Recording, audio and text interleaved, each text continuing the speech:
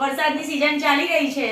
હવે એવામાં જો મેથીની ભાજીના ગરમા ગરમ ગોટા ખાવા મળી જાય તો મજા આવી જાય. તો ચાલો આપણે શરૂ કરીએ મોન્સૂન સ્પેશિયલ રેસીપી અને એના ઇન્ગ્રેડિયન્ટ્સ જોઈ લઈએ. મેથીની ભાજીના ગોટા બનાવવા માટે આપણે અહીં લઈશું આશરે 250 ગ્રામ જેટલી મેથીની ભાજી, જેને મેં સાફ કરી અને 2 થી 3 પાણીએ ધોઈ લીધી છે. ત્યારબાદ 1 વાડકી જેટલું ચણાનો લોટ, 1 નાની વાડકી એટલે કે 3 ચમચી જેટલો સોજી, 1 ચમચી જેટલા આખા દાણા જેને મેં અધકચરા વાટી લીધા છે, 1 ચમચી જેટલા કાળા મરી એને પણ મેં અધકચરા વાટી લીધા છે. ત્યારબાદ 3 લીલા મરચાં જેની મેં કાતરી કરી લીધી છે.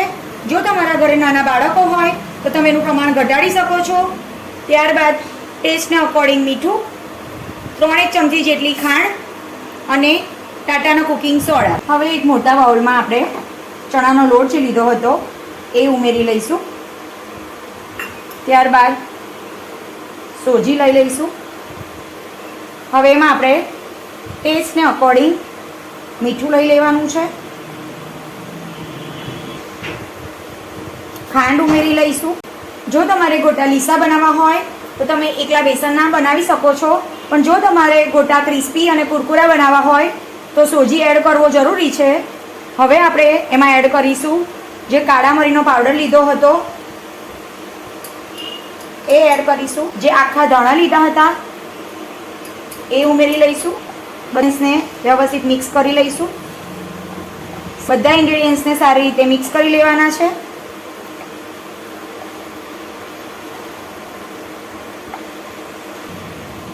હવે આપણે જે લીલા મરચાંની કાતરી કરી હતી એમાંથી અડધા લીલા મરચાંમાં એડ કરીશું. બીજા 1 મરચાં જેટલી કાતરી મેં કઢી બનાવવા માટે રવા દીધી છે, જે આપણે ગોટા સાથે સર્વ કરીશું. ત્યારબાદ હવે આપણે એમાં મેથીની ભાજી એડ કરવાની છે.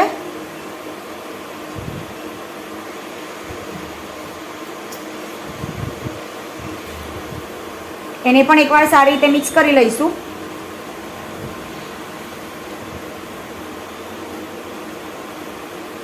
આમાં તમે થોડાક લીલા ધાણા પણ જો ગમતા હોય તમને તો એડ કરી શકો છો. મેથીની ભાજી ઉમેરતી વખતે ખાસ એટલું ધ્યાન રાખવાનું કે ભાજીમાં ધોયા પછી બિલકુલ પાણી ના રહેવું જોઈએ. જો તમે ભાજીમાં પાણી રહેવા દેશો તો પછી ખીરું આપણું વધારે પતલું થઈ જશે. ભાજી પહેલાં ઉમેરી લીધી છે કે જેથી કરીને પછી આપણે ઉમેરીએ તો ઓલરેડી આપણે પાણીમાં પલાળેલું હોય અને પછી જો પાણીવાળી ભાજી રહી જાય તો આપણું ખીરું વધારે પતલું થઈ જાય છે. એટલા માટે આપણે અત્યારે બેસન આપણું ડ્રાય છે ને જ મેં એમાં ભાજી ઉમેરી લીધી છે. હવે સારી રીતે મિક્સ થઈ ગયું છે. હવે આપણે એમાં થોડું થોડું કરીને પાણી એડ કરવાનું છે. એકસાથે પાણી ન ઉમેરતા થોડું થોડું કરીને ઉમેરીશું, જેથી કરીને આપણું ખીરું વધારે ઢીલું ના થઈ જાય.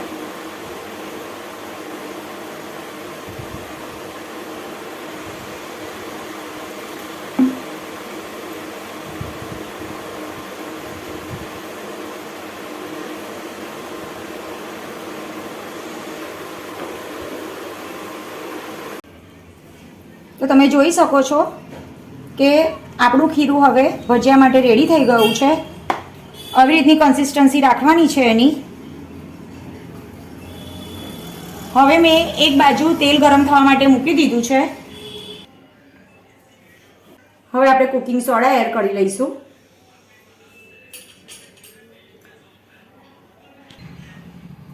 ત્યારબાદ જે આપણે ગરમ તેલ કર્યું હતું એમાંથી આશરે 2 ચમચી જેટલું તેલ ખીરામાં ઉમેરવાનું છે. એકદમ નવસેકું તેલ છે આ. મિક્સ કરી લઈશું સારી રીતે. અને આવી રીતે એક જ ડિરેક્શનમાં એને હલાવવાનું છે. સારી રીતે મિક્સ થઈ ગયા બાદ ફરી એકવાર 2 ચમચી જેટલું તેલ એડ કરી લેવાનું છે અને મિક્સ કરી લેવાનું છે. આ ટાઈમે તમે ખીરાને ટેસ્ટ કરી શકો છો. જો કોઈ ઇન્ગ્રેડિયન્ટ્સ તમને ઓછું લાગતું હોય તો તમે તમારા ટેસ્ટને અકોર્ડિંગ એડ કરી શકો છો. ફાઇનલી આપણા ખીરાની કન્સિસ્ટન્સી આવી રીતની છે, તમે જોઈ શકો છો. ભાજી પણ આટલી હોવી જરૂરી છે કે જેથી કરીને ટેસ્ટ આવે અને ગોટાનો કલર પણ ગ્રીન આવે. સારી રીતે મિક્સ થઈ ગયું છે. હવે આપણે ગોટા ઉતારવાના છે. તેલ આપણું તળવા માટે રેડી થઈ ગયું છે. હવે આપણે ગેસની ફ્લેમ સ્લો કરી લેવાની છે કે જેથી કરીને ગોટા ઉતારતી વખતે એની જર આપણા હાથ પર ના લાગી જાય. હળવેકથી એકદમ ગોટા ઉતારીશું. ગોટા હંમેશા એકદમ નીચો હાથ કરીને જ ઉતારવા જેથી કરીને એના છાંટા ના ઉડે. જો તમે હાથ હાઈટ પર લઈ જઈને ગોટા ઉતારશો તો તમારા હાથ પર છાંટા ઉડશે, એટલું ખાસ કાળજી રાખવાની છે.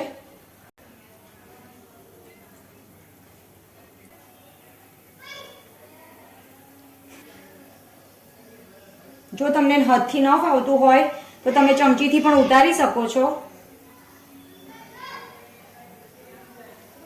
તમારી કઢાઈ જે પ્રમાણે હોય એટલા ગોટા મૂકી શકાય.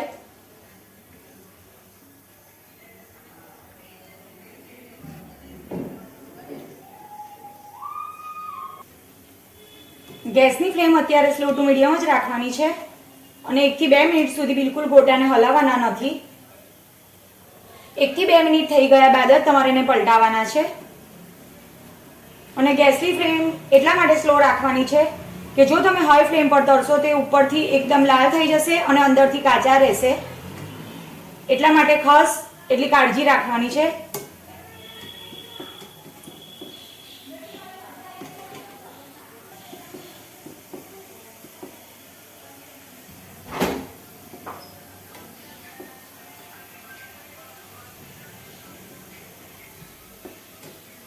મેથીના ગોટા પીળા સારા લાગે છે. બહુ જ એને ડાર્ક બ્રાઉન નથી થવા દેવાના. તમે જોઈ શકો છો કે ઉપરથી ક્રિસ્પી અને અંદરથી એકદમ પોચા એવા મેથીના ભજીયા આપણા તળાઈ ગયા છે. હવે આપણે એને એક કિચન ટાવેલ પર કાઢી લઈશું જેથી કરીને જે એક્સેસ ઓઇલ છે આપણું એ નીકળી જાય.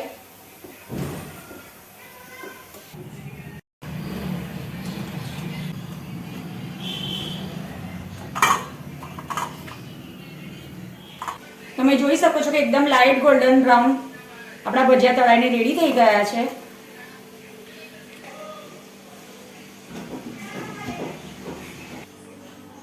તો બેસનની કઢી બનાવવા માટે મેં અહીં 2-3 ચમચી જેટલું બેસન લઈ લીધું છે. હવે આપણે એમાં થોડું પાણી એડ કરીશું અને એમાં લમ્સ ના રહે એવી રીતે મિક્સ કરી લઈશું.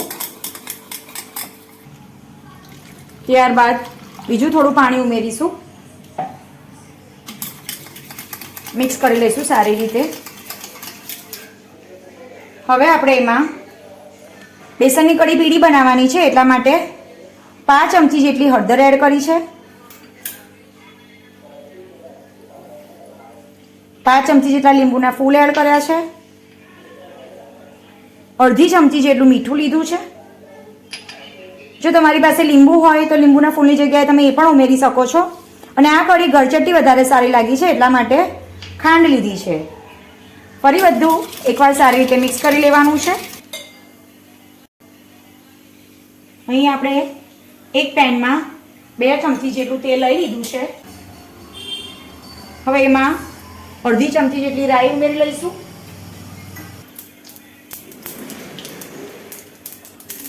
રાઈ ફૂટે એટલે આપણે એમાં જે લીલા મરચાંની કાતરી હતી એ ઉમેરી લેવાની છે. ત્યારબાદ થોડા મીઠા લીમડાના પાન ઉમેરી લઈશું. લીમડાના પાન બિલકુલ ઓપ્શનલ છે. જો તમારી પાસે હોય તો તમે એડ કરી શકો છો, ના હોય તો વાંધો નહીં. ત્યારબાદ હવે આપણે જે પેલું મિશ્રણ બનાવ્યું હતું એ ઉમેરી લેવાનું છે.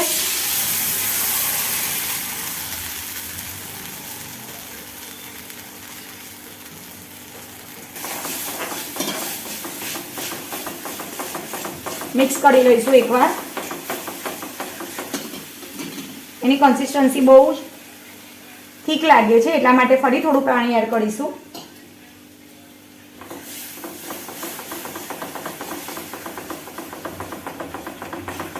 એને કન્ટિન્યુઅસ હલાવવું જરૂરી છે, નહીં તો એમાં લમ્સ પડી જાય છે. હજુ થોડું પાણી એડ કરવાની જરૂર છે, કારણ કે હજુ એની કન્સિસ્ટન્સી ઠીક લાગે છે.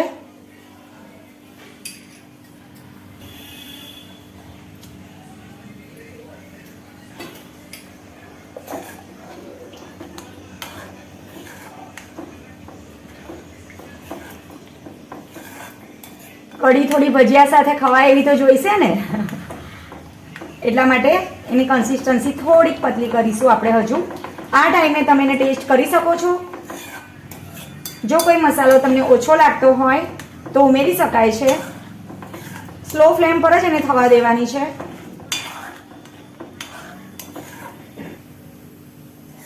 તો તમે જોઈ શકો છો કે આપણી કઢીમાં સરસ એવો ઉકાળો આવી ગયો છે, એટલે કે આપણી કઢી હવે રેડી થઈ ગઈ છે સર્વ કરવા માટે. હવે આપણે ગેસને ઓફ કરી લઈશું અને સર્વિંગ પ્લેટમાં સર્વ કરી લઈશું. તો ફ્રેન્ડ્સ, તૈયાર છે આપણા ગરમા ગરમ મેથીની ભાજીના ગોટા. અને જો તમને મારી રેસીપી પસંદ આવે તો મારી ચેનલને ચોક્કસથી લાઈક કરજો. કોમેન્ટ દ્વારા મને જણાવજો કે તમને મારી આ રેસીપીઝ કેવી લાગે છે. તો ફ્રેન્ડ્સ, ફરી મળીશું એક આવી જ નવી રેસીપી સાથે. Bye bye.